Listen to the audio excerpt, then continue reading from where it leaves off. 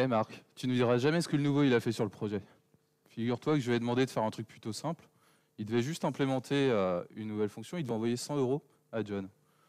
Donc tu sais comment on fait hein, sur le projet, on a notre méthode sendTransaction, on l'appelle, on lui donne juste le destinataire en premier argument. Après, on lui donne le montant en deuxième argument et on finit avec le timestamp. Bah, figure-toi que ce boulet, il s'est trompé, il a inversé les deux derniers arguments.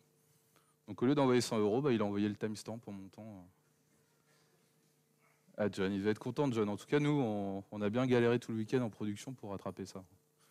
C'était vraiment le bordel. Quel boulet ce nouveau.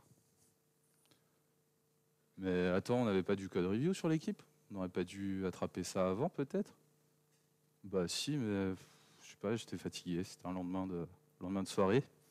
C'était l'anniversaire de Denis. Bon, on l'a pas eu. Et tu crois pas qu'il y a peut-être un problème un peu plus profond que ça si on arrive à faire ce genre d'erreur en production? Bon, on est tous d'accord, le nouveau il est toujours chiant. Il fait toujours plein d'erreurs, il fait plein de conneries, il casse la prod. Franchement, c'est nul.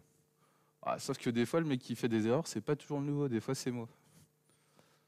Il est temps de me présenter d'ailleurs, je m'appelle Jordan Grenat et je suis développeur depuis 4 ans. Je travaille donc chez Viséo, une SS2I. Je suis sur Paris et vous pouvez me retrouver sur Twitter avec ce handle. Alors comme je disais, des fois c'est moi parce qu'effectivement, des fois je suis pas très réveillé, des fois c'est la fin de journée, des fois je fais juste des bêtises comme tout le monde le fait, je suis humain. Et la mauvaise nouvelle, c'est que bah, si ça peut être moi, ça peut aussi être vous. Alors reprenons la méthode qu'on avait tout à l'heure. Simplement, pour envoyer une somme d'argent. Bon, une méthode critique, je pense qu'on ne le ferait jamais comme ça. Mais prenons cet exemple. Là, on a inversé les deux derniers arguments, c'est pas terrible. On aurait pu faire pire. On aurait pu mettre le destinataire en dernier, ou on aurait pu l'appeler sans argument du tout. Et là, on ne sait pas ce qui pourrait se passer. Et puis bah, le problème, c'est que comme on est plutôt jeune dans l'équipe, bah, on a fait du Node.js. Et bah, Node.js, son credo, c'est ouais, pourquoi pas. Ça m'a l'air pas mal. En fait, là, on s'est un peu tiré une balle dans le pied parce que c'est au développeur de faire attention à ce qu'il fait. En fait, il a besoin de porter une attention spéciale à ce qu'il fait. Et quelque chose qui a besoin d'une attention humaine, ça va forcément foirer un jour ou l'autre. Peut-être pas tout de suite, peut-être pas quand vous serez sur le projet, mais un jour ou l'autre, ça va foirer. Je dirais même plus, tout ce qui a besoin d'une attention spéciale de la part du développeur, c'est un échec dans la modélisation, dans la conception de notre problème. Alors, des bugs, on en trouve malheureusement assez souvent, et on les trouve à différents endroits. Le pire, c'est évidemment la production, parce que ce n'est pas vous qui le trouvez, c'est vos utilisateurs. Et vos utilisateurs, ils ne sont pas contents. Un utilisateur mécontent, c'est un utilisateur qui a moins de chances de revenir, moins de chances de faire des achats, etc. Enfin, s'il peut faire ses achats, parce que peut-être que le bug l'empêche de faire des achats. Bon, la production, c'est le pire. Un peu en dessous, on a recettes, dev, les environnements, c'est toujours assez loin du développeur, donc c'est assez coûteux de corriger ce genre de bug. Si on est un peu plus chanceux, on a la code review, qui a été faite par des humains faillibles. Donc c'est toujours pas un truc qui est future-proof, mais au moins on peut catcher un peu plus d'erreurs avant qu'elles partent en production. Si on est un peu plus chanceux, ça s'est passé sur la CI, la CD, que ce soit les tests unitaires, que ce soit le déploiement qui a foiré, que ce soit des tests d'intégration, etc. Et là, bah, le développeur peut corriger un peu plus vite. Si on est encore plus chanceux, c'est dans l'IDE. L'IDE qui nous a dit, attention, là tu fais une connerie, peut-être aidé par un linter ou autre. En tout cas, vous avez une notification au moment où vous développez la feature. Et ça, c'est cool parce que vous pouvez le corriger directement. Et le top du top, c'est évidemment si le compilateur vous dit « je veux pas de ton code, il est buggé ». Et ça, c'est top. Parce qu'un bug attrapé par le compilateur, c'est un bug impossible. Si votre code ne compile pas, il n'ira pas en prod. Et donc, tout ce qu'on va faire aujourd'hui, c'est essayer de tendre de plus en plus vers la droite de ce schéma, ce qu'on va appeler la feedback, le cycle de feedback. On va essayer de rapprocher l'erreur du développeur pour qu'elle soit attrapée le plus rapidement possible. Et si on peut, on va la rendre impossible. Alors, comme je disais, on est en JavaScript. On va prendre un petit exemple, là, un truc assez basique. On va récupérer un utilisateur sur notre backend. Donc, on va appeler une méthode fetchUser qui retourne une promesse. Une fois cette promesse résolue, notre callback est appelé avec l'utilisateur et on va afficher le nom de l'utilisateur. Il y a je ne sais combien de raisons pour lesquelles ce simple bout de code peut foirer. Par exemple, fetchUser, est-ce qu'il va vraiment nous retourner une promesse? On n'a aucune garantie. Ça se trouve, on va recevoir nul, ça se trouve, on va recevoir autre chose. On n'a aucune garantie. Il faut faire confiance à celui qui a développé cette méthode. Notre user ID peut être nul, on ne sait pas d'où il vient pour l'instant. Bon, admettons que c'est nous qui l'avons choisi, tout va bien. Et après, il faut partir du principe que notre utilisateur est bien défini, qu'il ne vaut pas nul, qu'il ne vaut pas undefined. Donc là, si jamais il vaut nul ou undefined, on a une erreur. Et même s'il est défini, il faut voir s'il a un champ name qui contient une valeur. Sinon, on affiche quelque chose de bizarre. Donc souvent, en JavaScript, on va faire ça. Des lignes de code en plus qui apportent vraiment rien au problème, en fait, et qui, en fait, servent juste à se défendre contre le monde entier, parce qu'en JavaScript, le monde entier veut votre peau. Si on passait à un langage un petit peu mieux, on va dire TypeScript, qui rajoute en fait des types à JavaScript, bah déjà, on a un peu plus de certitude sur ce qu'on fait. C'est des certitudes toujours un peu légères, mais on a des certitudes. Si on active le strict null checks, en plus, on va avoir des alertes sur tout ce qui peut être nul, tout ce qui peut être undefined et tout. Donc on est encore un peu plus protégé. Et l'implémentation de notre fonction, bah, du coup, on spécifierait le type de notre argument, string. Donc déjà, si ce n'est pas une string, on sera averti par le compilateur. Et surtout, dans le retour, on va dire c'est soit un utilisateur, soit c'est nul. Donc du coup, le compilateur sait que cette valeur peut être nulle. Et quand on va l'appeler, si on ne gère pas le cas, il va directement nous mettre une erreur à la compilation. Cette erreur est devenue impossible. Rien que par le fait qu'on soit passé à TypeScript et qu'on ait donné un peu d'informations sur notre code. Alors, reprenons notre méthode de tout à l'heure, notre classe account, et cette fameuse méthode sendTransaction, qui devrait dans tous les cas jamais se retrouver en prod. Et on lui a rajouté des types. Donc, on dit que le premier, c'est un string, et les deux suivants, c'est des numbers. Ça retourne une string, c'est un log. Vous vous rappelez de nos 3 cas d'erreur? Le dernier en particulier, bah, il n'est plus possible, parce que TypeScript, il attend des arguments maintenant. Donc celui-là, on peut l'oublier. Le deuxième, on peut l'oublier aussi, puisque là, on donne 100 alors qu'on attend une string. Et on donne une string alors qu'on attend un number. Celui-là, on peut l'oublier aussi, il est impossible. Et par contre, le dernier, bah, si on regarde, là, on a une string, un number, un number. En haut, on a une string, un number, un number. Donc celui-là, il est toujours possible. Comment est-ce qu'on pourrait le rendre impossible? Bah, il va falloir qu'on distingue le number, enfin les deux numbers, pour avoir des types différents. Et la façon de faire ça est assez simple. Ici, on a une date. Autant utiliser un objet date JavaScript standard. Et là, effectivement, cette dernière erreur n'est plus possible. Et voilà comment on a sécurisé notre appel juste en rajoutant des types. Alors, bien sûr, passer au type date, c'est bien pratique. Mais par exemple, prenons une méthode en Java. Oui, je vous préviens, je vais switcher assez souvent de langage. Donc, des fois, il faut suivre un petit peu. Mais je vous ai mis en général le petit logo. Donc là, on est en Java. Et on a une méthode pour envoyer un email. Sauf que là, bah, on a 3 strings. On a l'adresse email, on a le sujet et on a le content. Au niveau de l'appel, c'est pas très cool. Si tout va bien, on lui donne effectivement l'email en premier, le sujet, le contenu. Si tout va pas bien, on met le mail à la fin. Enfin voilà, c'est pas terrible. Ça s'appelle la primitive obsession. Le fait d'utiliser les types primitifs à outrance pour représenter ce qu'on veut représenter. Ici, notre prototype de fonction, il ne nous donne aucune indication sur les arguments. On sait juste que c'est des strings, on ne sait pas du tout ce que c'est. Si on n'avait pas le nom des arguments, on ne saurait pas quoi mettre. Et si à la place, on remplaçait ça par des objets un peu plus spécialisés, qui gèrent directement les données qu'on veut. Là, on aurait un prototype qui nous parle. On sait directement quoi mettre à quel endroit. Et surtout, on ne peut plus les inverser, parce que le compilateur va vous le dire. Donc dans l'implémentation, ça donne ça. Notre méthode prend ces 3 arguments. Et du coup, on l'appelle avec des objets qu'on a créés. Donc effectivement, il y a un peu plus de travail parce qu'il va falloir créer des classes pour ça. Mais on verra que c'est très utile. Et bah, du coup, le compilateur nous aide. Il nous dit directement, là, tu as inversé les deux, tu as mis le destinataire en dernier, il ne faut pas faire ça. Alors, comme j'ai dit, on est en Java, donc on n'est pas protégé de tout, en particulier des nuls. Ça, on peut notamment revenir un peu plus tôt dans la boucle de feedback en mettant des notes nulles. Mais c'est votre compilateur ne va pas le dire, c'est juste l'IDE qui vous dira attention coco. Donc voilà, bon, passons.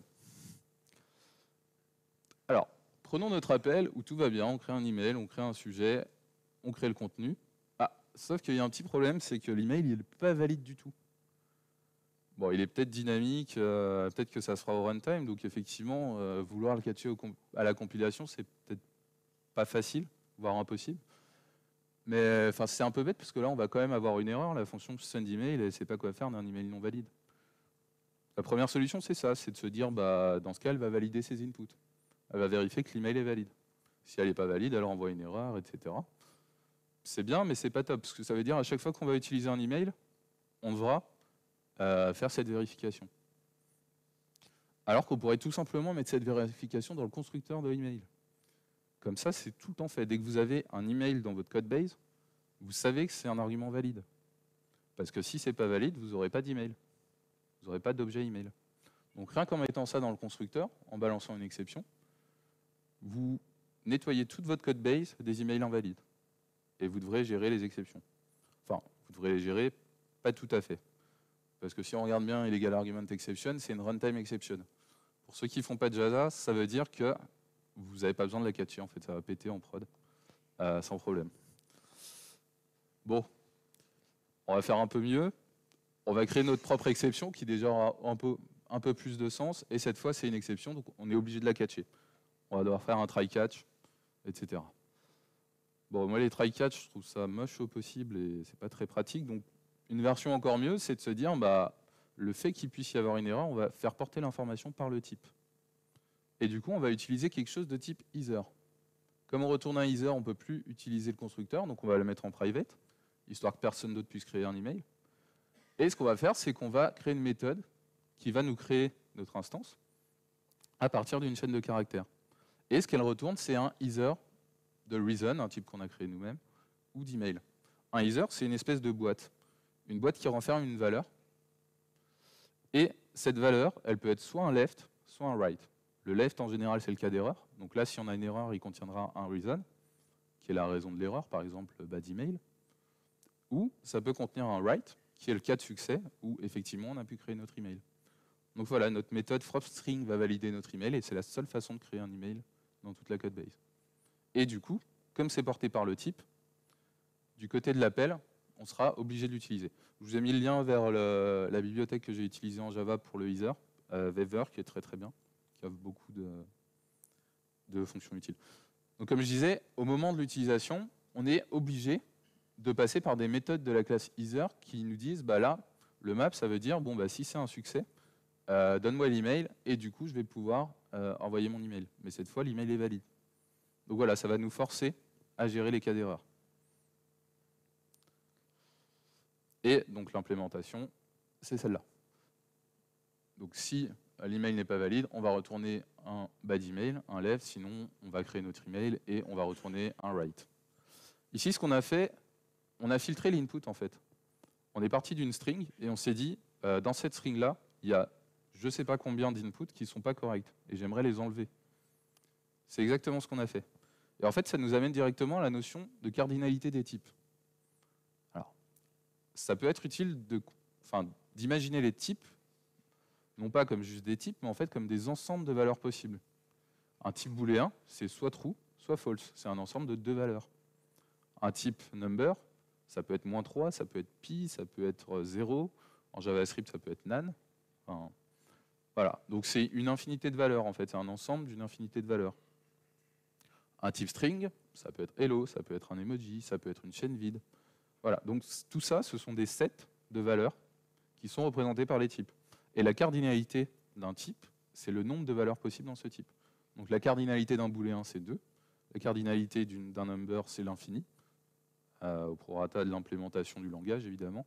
Mais pour simplifier, on va dire que c'est l'infini. Et le string, c'est la même chose. Alors, ça, c'est vrai quand on est en TypeScript avec strict null check. Si on repasse en Java, bah, il y a nul dans chacun de ces cas. Si on repasse en JavaScript, il y a undefined. Non, attendez, en fait, en JavaScript, il n'y a pas de type. Donc, en fait, on a ça. Donc voilà, en JavaScript, quand vous dites que vous prenez quand vous prenez un argument, en fait, vous acceptez la terre entière. Vous pouvez recevoir l'intégralité des œuvres de Shakespeare en mandarin, vous devez le gérer. Alors, prenons une fonction toute simple qui permet donc de setter la valeur d'un d. Là, ce qu'on dit, c'est qu'on accepte un number. Un number, rappelez-vous, cardinalité infinie. Donc on accepte une infinité de valeurs, alors que notre d, qui est un des standards à 6 faces, il n'a que 6 états possibles. Donc ce qu'on va devoir faire, c'est de la programmation défensive.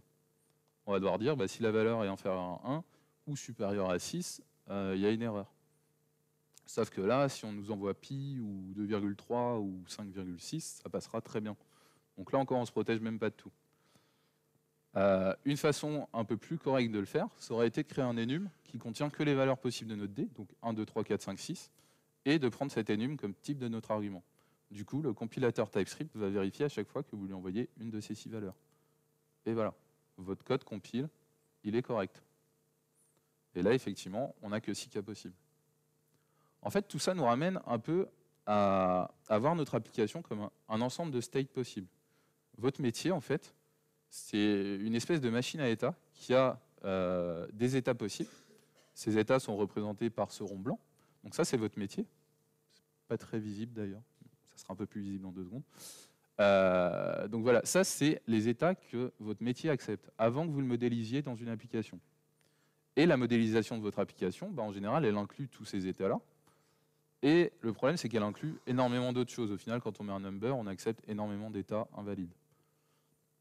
Donc tout le but de notre process, en fait, c'est de se dire, tous ces états qui sont des états impossibles, en fait, qui ne sont pas représentés dans le métier, je vais essayer de les réduire au maximum. Et donc le but, ça va être de tendre à réduire de plus en plus cette surface bleue, jusqu'à arriver, avec un peu de chance, au point où la cardinalité de la modélisation est égale à la cardinalité de notre business. Et si on arrive là, c'est bingo. Alors, premier exemple, on veut stocker l'historique d'un moyen de paiement, enfin le statut d'un paiement. Un paiement via Internet, donc soit on peut envoyer de l'argent par la poste, très moderne, soit on peut payer par carte directement. Si on paye par la poste, avec de l'argent, on va avoir 3 statuts différents. En attente, argent reçu, argent encaissé. C'est logique. Par contre, pour la carte, on ne va pas pouvoir avoir les mêmes statuts parce que, si je ne me trompe pas, on n'envoie pas la carte par la poste pour qu'elle soit encaissée. Donc là, on va avoir 2 statuts qui sont juste en attente et validés par l'organisme de paiement, donc l'argent est sur notre compte. Donc vous voyez qu'au final, on a 3 cas côté cash et 3 cas côté card. Et 2 cas côté card. Donc on a 5 valeurs possibles dans notre business. La modélisation la plus naïve, c'est de se dire, du coup, je vais créer un objet de paiement qui va avoir une méthode qui est une string et un statut qui est une string. Évidemment, string, ça a une cardinalité infinie. Donc là, on multiplie l'infini par l'infini, ça fait un gros infini de valeurs possibles, alors que nous, on en avait 5 à la base. C'est un peu dommage. Bon, on va faire ce qu'on a fait avec le D tout à l'heure. On va créer... On accepte du coup des états totalement incohérents comme CB, unknown. Enfin, c'est pas très pratique. Donc, on va créer des enums. On va créer un enum méthode qui a 2 valeurs, card et cache, et un enum status qui a 4 valeurs, pending, received, cached, validated. Donc, voilà, on a défini notre objet comme ça. Maintenant, on a 2 fois 4 valeurs possibles, 8 valeurs possibles. Il nous en reste que 3 qui ne sont pas bons. C'est ceux-là.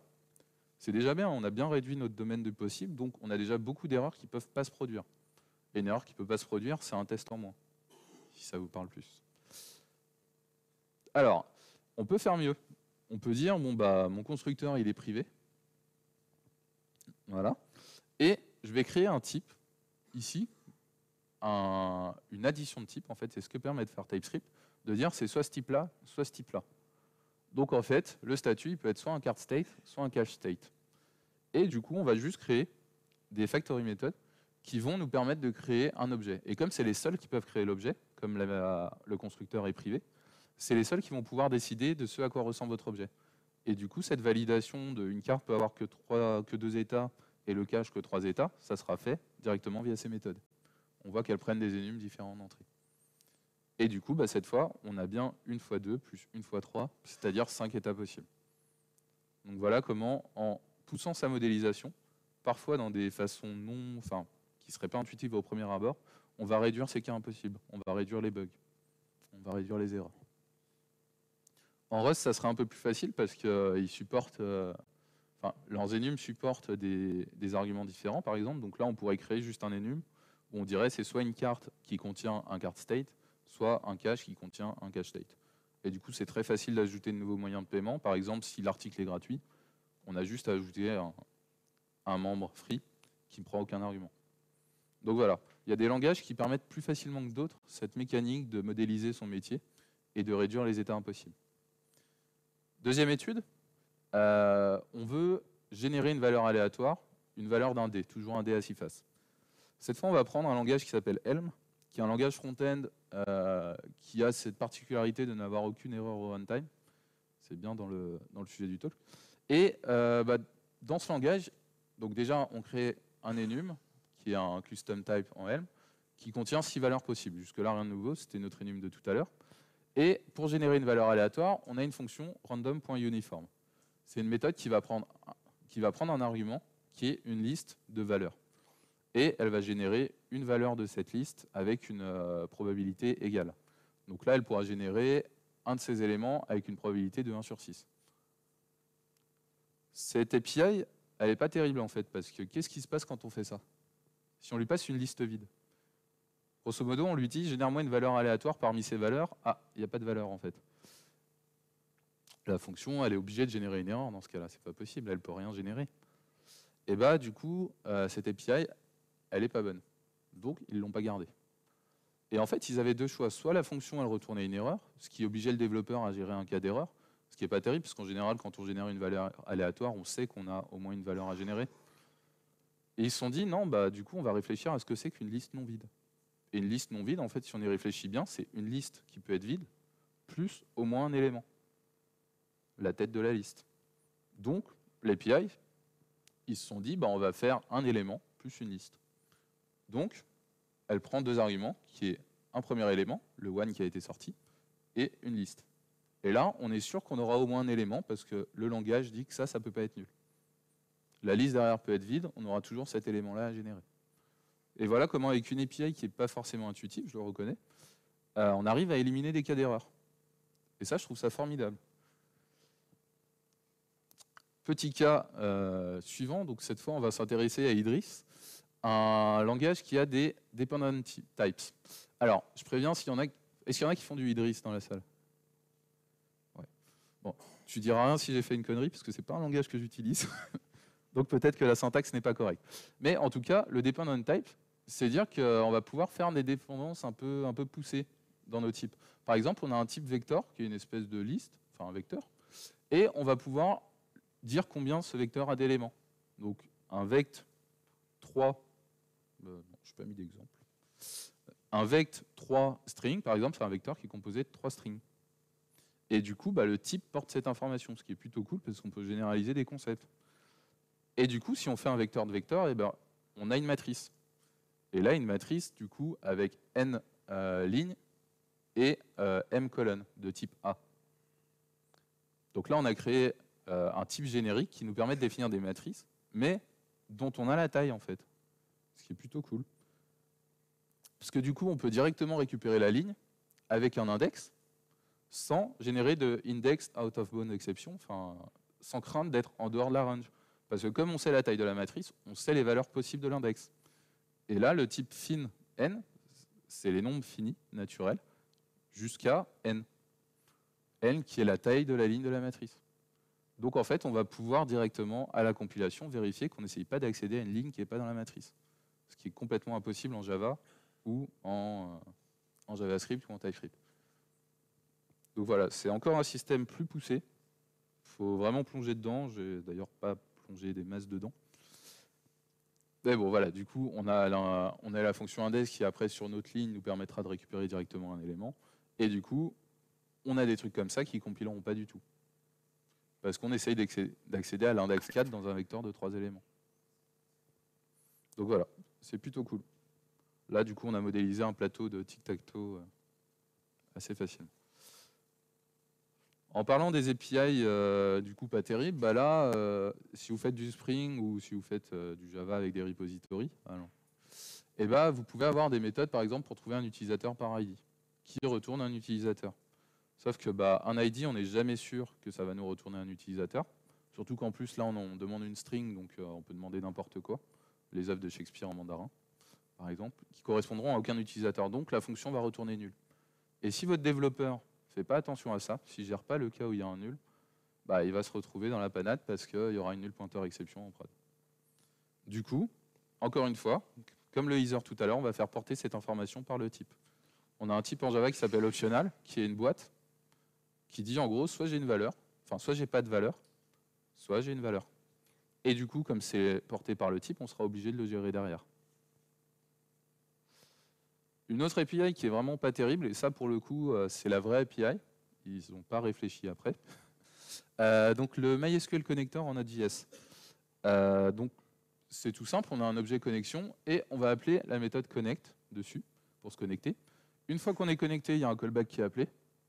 Et dans ce callback, on va pouvoir faire une requête sur la base MySQL. Ça, c'est pas terrible parce qu'en fait, il n'y a rien dans l'API qui nous empêche de faire ça. De faire une requête en premier et après de se connecter. Évidemment, ça va foirer parce qu'on n'a pas de connexion à la base de données. En fait, ce qui aurait été mieux,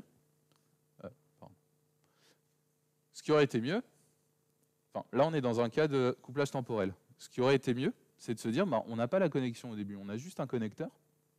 Ce connecteur, il a une méthode connect, et c'est seulement une fois qu'on est connecté qu'on reçoit l'objet connexion. Donc il n'y a aucun moyen de faire une requête avant qu'on soit connecté. Et ça, c'est l'API qui vous oblige à le faire. Donc on ne se prendra plus la tête à se dire, ah oui, effectivement, il fallait se connecter avant, on n'était pas connecté, voilà. Là, on est sûr d'être connecté dès le moment où on a cet objet connexion. En fait, tout ça pour dire qu'au final, tout ce qui est implicite dans votre code, ça peut produire des erreurs. Si vos cas d'erreur sont implicites, il y a des gens qui ne vont pas y penser. Donc, rendez tout explicite, parce que l'implicite, c'est source d'erreur.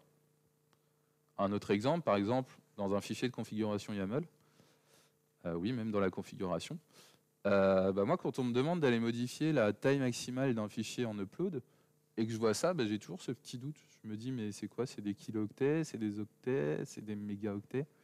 Je sais pas. Et du coup, je vais voir l'implémentation. Et si j'ai pas un bon IDE, je peux même pas cliquer dessus pour voir l'endroit où c'est utilisé, donc je dois faire une recherche texte. Enfin voilà, c'est pas terrible. Alors qu'on aurait pu simplement nommer différemment cette propriété et faire porter l'information du type. Vous voyez, on essaye de penser à l'utilisateur, on essaye de penser à ce qu'il va pouvoir se dire au moment où il va modifier cette ligne, et du coup, on le renomme en tenant compte du type. Je ne sais pas si vous avez remarqué, mais il y a un autre élément nouveau sur le deuxième bout de code, un petit slash. Parce qu'évidemment, j'avais testé, et du coup, après, ça ne marchait pas, il manquait un slash, donc je suis revenu l'ajouter. Ça, c'est bête, parce qu'au final, on peut largement éviter cette erreur et rajouter le slash nous-mêmes côté programmation. Surtout en Java, où il suffit d'utiliser l'objet pass, et il va se charger tout seul de gérer tout ce qui est slash et tout.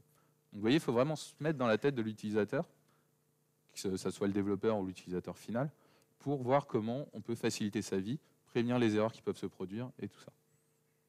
Allez, encore un autre exemple en Java. Par exemple, ici, on va créer un utilisateur et on va lui setter l'ID, le name et lui mettre une photo.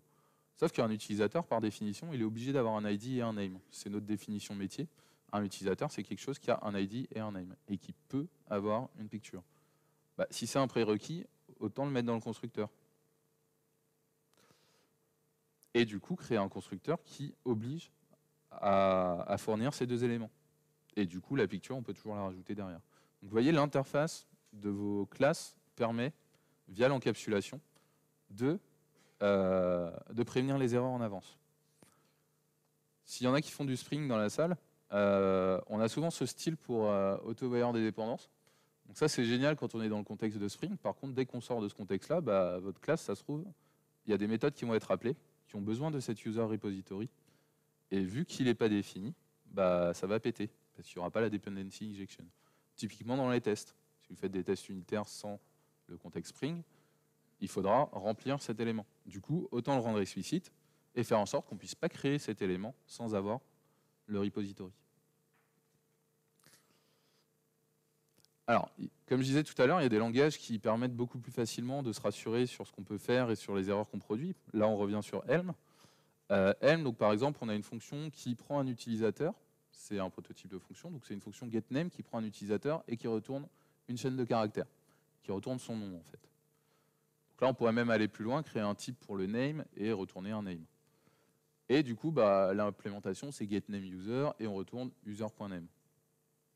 Derrière, on peut l'appeler dans une méthode getMessage où du coup, on va afficher le message en appelant la méthode getName. Donc jusque-là, c'est cool, ça ne peut rien casser parce que tout est pur, il n'y a pas d'effet secondaire, on a la certitude qu'il n'y a pas d'effet secondaire via le langage et du coup, tout va bien. En TypeScript, c'est différent. Autant on pourra avoir cette implémentation de fonction pour getName, Autant pour avoir cette implémentation de fonction, par contre, on ne sait pas ce qui peut se passer d'autre, parce que par définition, on peut avoir des effets secondaires. Par exemple, quelqu'un pourrait redéfinir le password de l'utilisateur, très facilement, puisqu'il a accès à l'objet user par référence.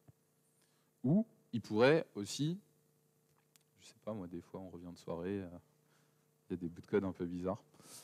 Voilà.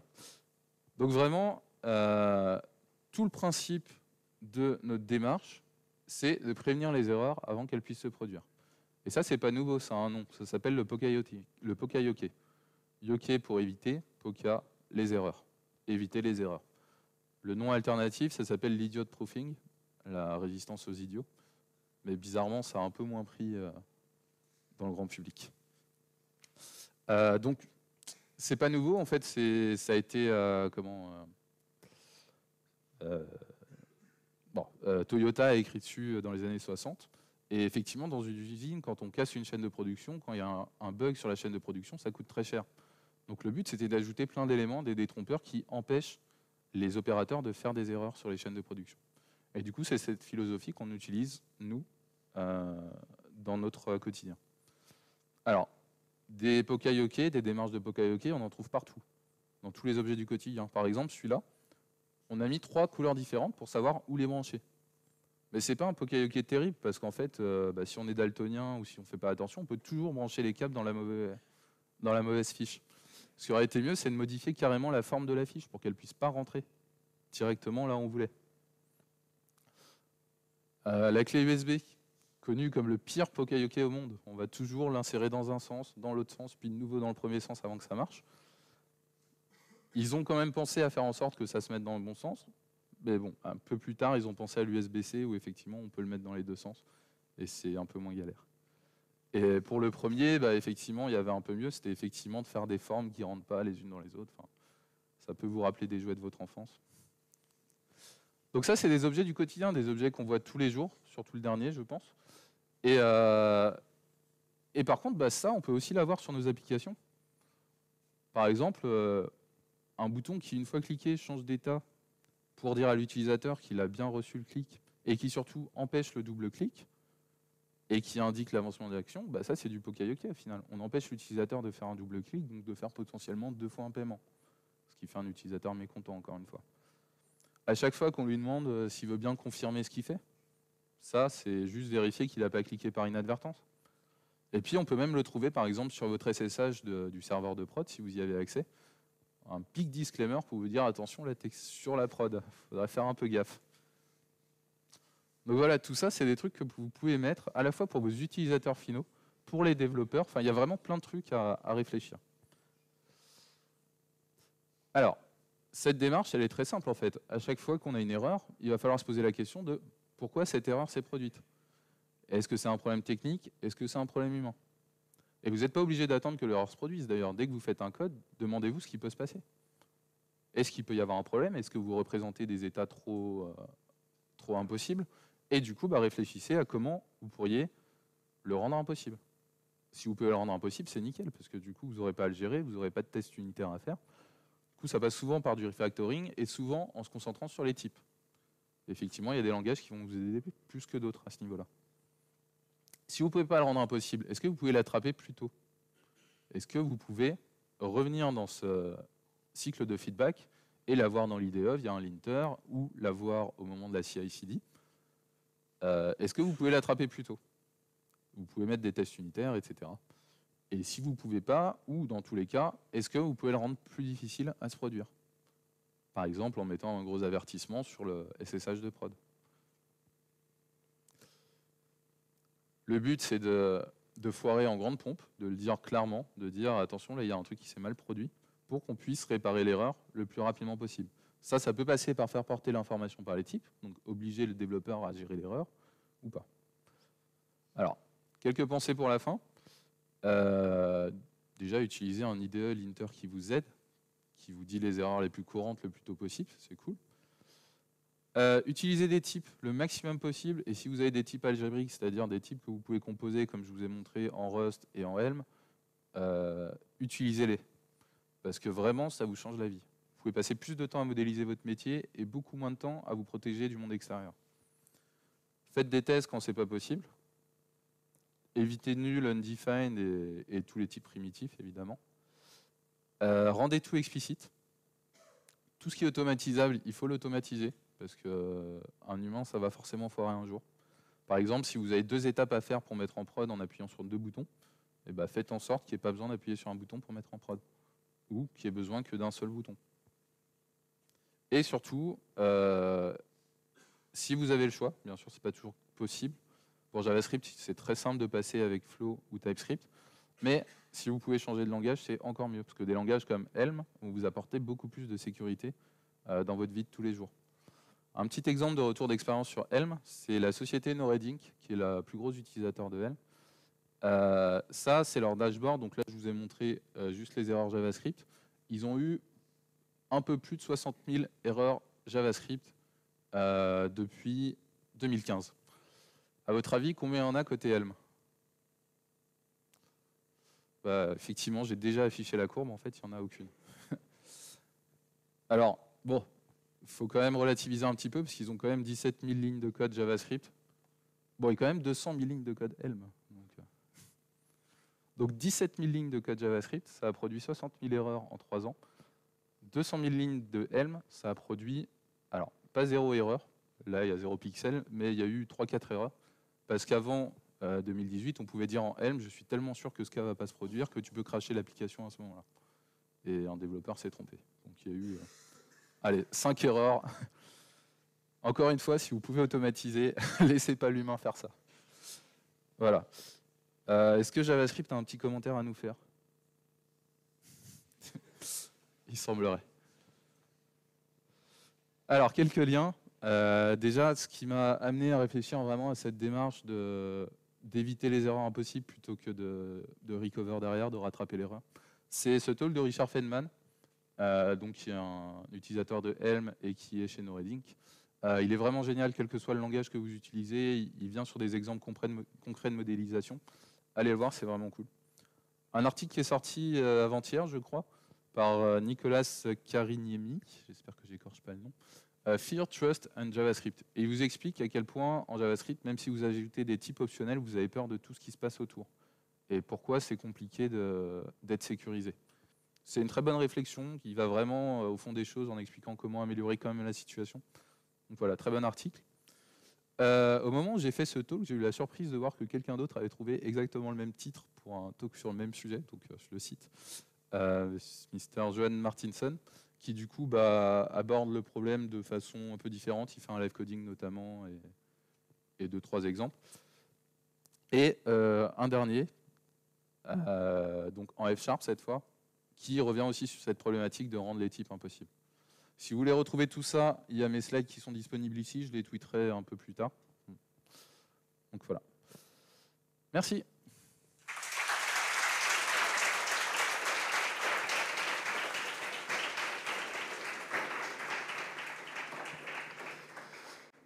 Alors, une petite chose, du coup, comme c'est la première fois que je donne ce talk, je suis très friand de retour, que ce soit par Twitter ou sur l'application Voxray.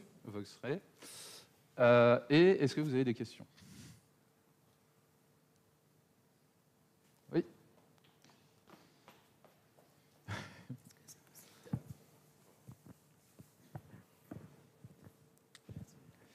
On m'entend? Ok. Tu utilises TypeScript, tu recommandes TypeScript pour tout ce qui est JS, mais ça ne va pas te protéger des erreurs au runtime, justement. Par exemple, si tu crées ton objet avec une valeur qui vient d'une BD ou d'une API ou quelque chose comme ça, tu vas quand même avoir besoin d'avoir une couche de validation runtime pour ce qui est JS. Je vais me protéger de toutes les erreurs internes. Par contre, tout ce qui vient de l'extérieur, il faut s'en protéger. Et c'est très vaste. Mais effectivement, dès qu'on reçoit un appel REST, le but, c'est de valider l'objet qu'on reçoit. Ça demande plus de boulot, mais derrière, il y a une sécurité qui est quand même assez appréciable. Ou alors de se dire que les types sont optionnels. Et dans ce cas, forcer le développeur à vérifier quand même. Mais ça, je veux dire, le TypeScript ne suffira pas à valider dans ton constructeur, tu peux pas... Non, effectivement, ça sera une erreur dynamique, mais on peut forcer le développeur à gérer l'erreur. Okay. On peut faire un check dynamique au runtime et forcer le développeur à gérer ce cas-là. Okay. Merci.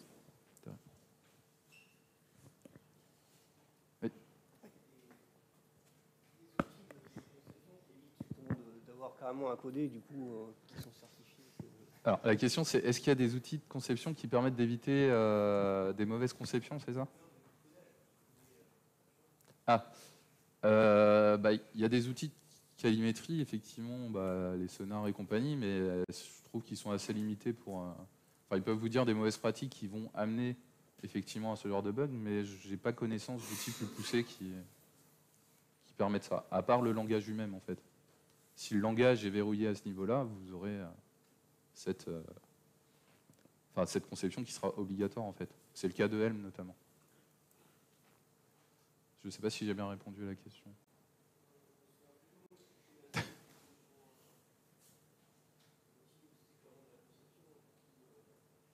Alors,